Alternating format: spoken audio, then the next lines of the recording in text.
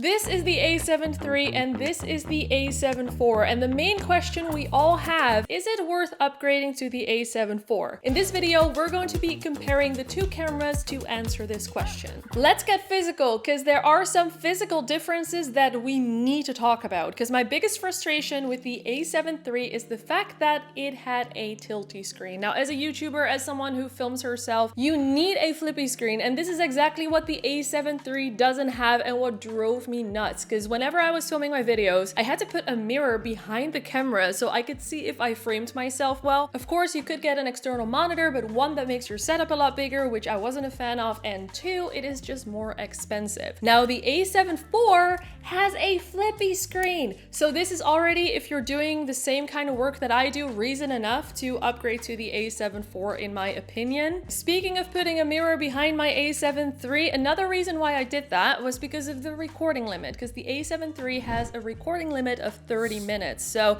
not only did I put that mirror there to see if I framed myself well, but also to check if I was still actually recording myself, because I had multiple moments where I thought I was, but then apparently I hadn't been recording for like 10 minutes. Now that problem is also solved with the A7 IV because it has unlimited recording time. Now this is huge in my opinion, not just for the work that I do, but also for wedding videographers and people who film a lot of interviews, for example. A reliable camera is just so important if you're shooting professionally, and I think that the A7 IV definitely wins here. Being able to record unlimitedly is important, but being able to record unlimitedly without overheating, that's just a game changer. With the A7 III in the beginning days, I had quite a few issues where it would overheat on me. Now there is a setting that you can change. It's called auto power off temperature, and you can set that from standard to high. Now this certainly helped, but it did overheat a little bit. And the A7 IV, although I haven't been able to test this out fully myself, also has the setting and should have better temperature management. Now in video, we don't really like focus breathing. And if you don't know what it is, pay attention to this frame right here. Now this is shot with the A7 III, and as you can see, it looks like the focal length is changing as we change the focus.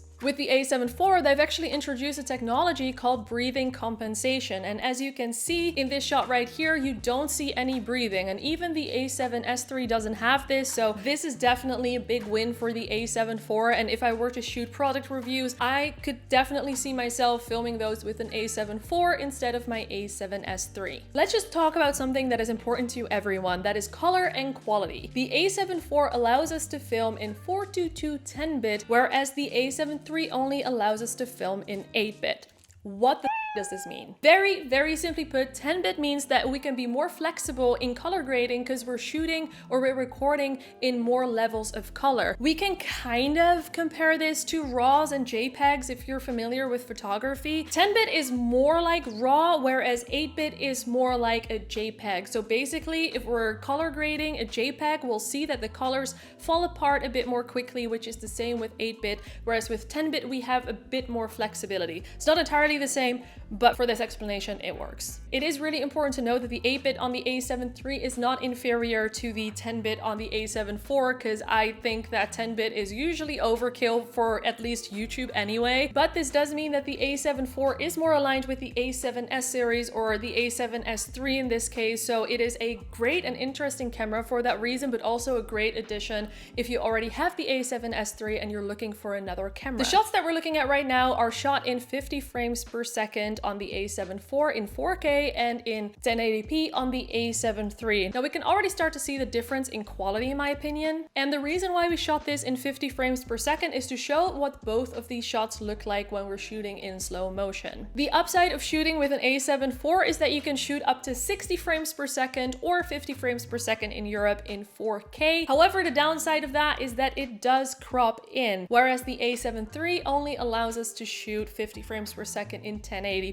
Because of the crop mode, the A7 IV is therefore still not ideal if we compare it to the A7S III, for example, but I still think it is better to have a cropped in 50 frames per second in 4K than a 50 frames per second in 1080p full frame on the A7 III. The A7 IV is a great hybrid camera. Now, whether you're shooting photos or videos and you don't have the budget, or you don't want to bring two cameras, one specific for video and one specific for photo, this is such a great option and definitely a step up from the A7 III in my opinion, due to the better color depth as well as 4K 60 frames per second shooting on the A7 IV. Now, the next point is one that you're want to skip, but I want you to stick around because you're gonna love this. This is again, such a game changer. Now, if we quickly compare these two bodies, besides the flippy screen and the tilty screen, what you'll see is that the A7 IV is a little bit bigger, the grip is a little bit bigger, but it's not necessarily that much heavier. Why I wanted you to stick around for this part is the dial on top. Now, the A7 IV has a photo, video, and S&Q dial. This is such a game changer. When I was using the A7 IV at Szeged and I was taking photos and videos, it was just so much easier to have a dedicated